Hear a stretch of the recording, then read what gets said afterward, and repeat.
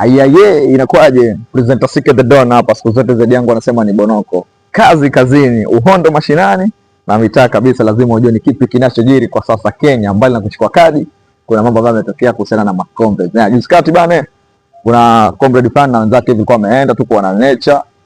Ona like Ipe University huko, hao ni makomrade zao kwa ameenda tu mitaa. Tunajua baadhi ya comrade lazima waende out wa fresh minds nini, kwa sababu ya vitu ambazo wanapitia kwa shule nini.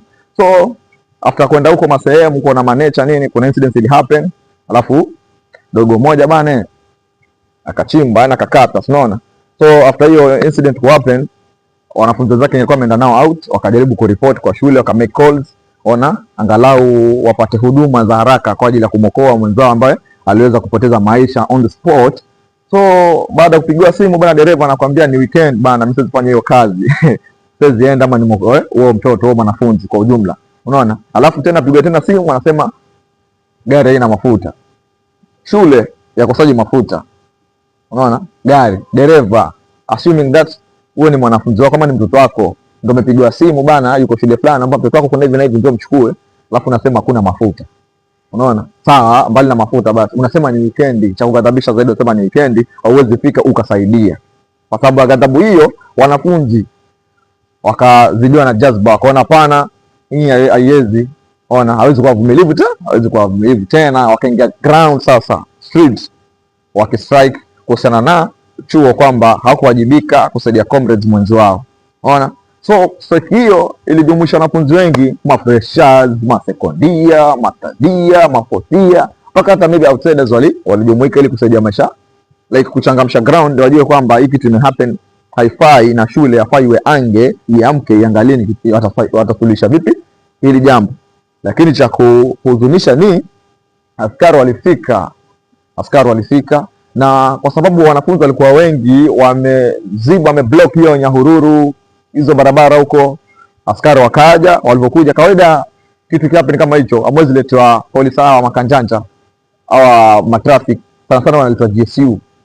So polisi walipofika, wajua polisi sijui wana mentality gani pia nao, au akija tu hawezi uliza nini, au ni randa chapa.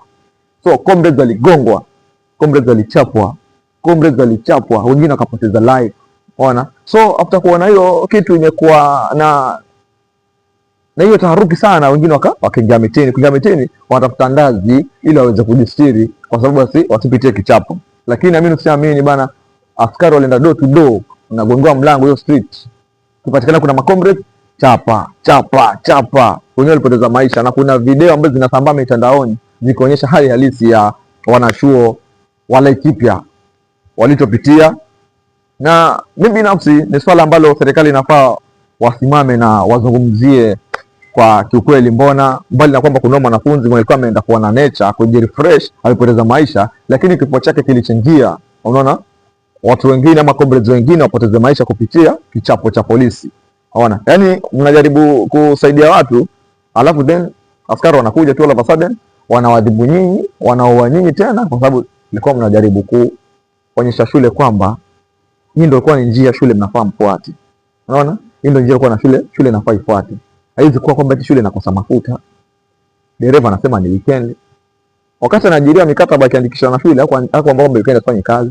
Na kama aliandikiwa, kuna emergency zinatokea, hizo lazima uwezi ziepuka. Tunaelekea wapi kama wanachuo?